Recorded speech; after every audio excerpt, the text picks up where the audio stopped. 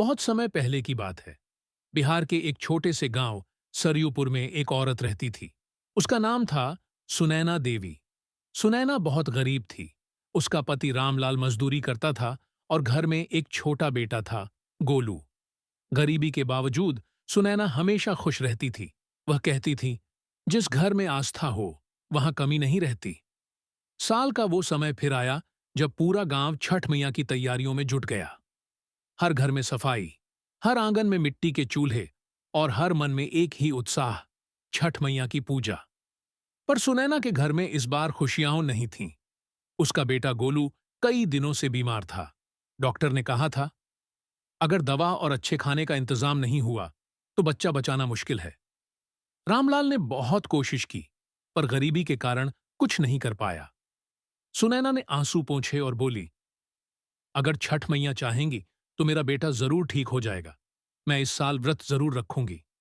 गांव वाले बोले, अरे सुनैना, तू बीमार बेटे के साथ कैसे व्रत करेगी? न खाना न पानी। पर सुनैना हंस दी। मैया का भरोसा है, वही शक्ति देंगी। नहाए खाए का दिन सुनैना ने अपने घर को गोबर और मिट्टी से लीपा। एक छोटी मिट्टी की चूल्ही बनाई, जिसमें आम की लकड़ी जलाकर कद्दू भात बनाया। वो बोली, मैया, आज से आपकी पूजा शुरू। उसने मिट्टी के दिए बनाए और एक छोटा बांस का सूप भी तैयार किया। खरना का दिन दूसरे दिन उसने पूरा दिन उपवास किया। शाम को जब सूरज ढलने लगा, उसने गन्ने के रस से खीर बनाई, बिना नमक, बिना चीनी, सिर्फ पवित्र भावना के साथ। उसने दीपक जलाया, सूर्यदेव की ओर देखा और बोली, सूर्य भगवान, आप सबको जीवन देते हैं, मेरे गोलू को भी जीवन दे दो। रात में जब वह गोलू के पास बैठी तो बच्चे ने धीमे से आंखें खोलीं और बोला, अम्मा, भूख लगी है। सुनैना की आंखों में आंसू आ गए। यह उसके लिए छठ मैया का पहला वरदान था। संध्या, अर्घ्य, पहला दिन। अगले दिन पूरा गांव नदी किनारे गया। सभी महिलाएं रंग बिरंगे साड़ी पहनकर सूप में फल, ठेकुआ, केला, नारियल लेकर आईं। गाने की आवाज गूंज रही थी, केलवा जे फरेला घव्द से, ओह पे चढ़ीला भोर। सुनैना भी वहां पहुंची, सूखी साड़ी पहने, पर चेहरे पर विश्वास का तेज। वह नदी के ठंडे पानी में खड़ी होकर बोली, हे छठ मैया, मेरी झोली में धन नहीं, पर सच्चा मन है। बस मेरे बच्चे को जीवन दे दो। गांव के लोग उसे देख रहे थे, कोई दया से, कोई श्रद्धा से।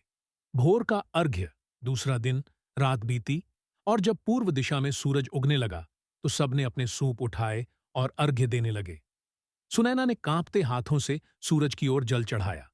उसी समय घर से किसी ने आकर आवाज लगाई, सुनैना, सुनैना, गोलू उठ गया है, वो बोल रहा है। सुनैना के कदम रुक गए। उसके हाथ से सूप गिर पड़ा, पर चेहरे पर मुस्कान फैल गई। उसने आंखें बंद कीं और कहा, मैया, आपका चमत्कार कभी झूठा नहीं होता। उसके बाद गोलू पूरी तरह स्वस्थ हो गया। गांव में सब बोले, सुनैना की भक्ति ने मैया को प्रसन्न कर दिया। साल दर साल सुनैना हर छठ में व्रत रखती रही, न कभी चूकी, न थकी। और जब भी कोई दुखी या गरीब महिला आती तो वह यही कहती, धन नहीं, मन सच्चा रखो, छठ मैया सबका भला करेंगी।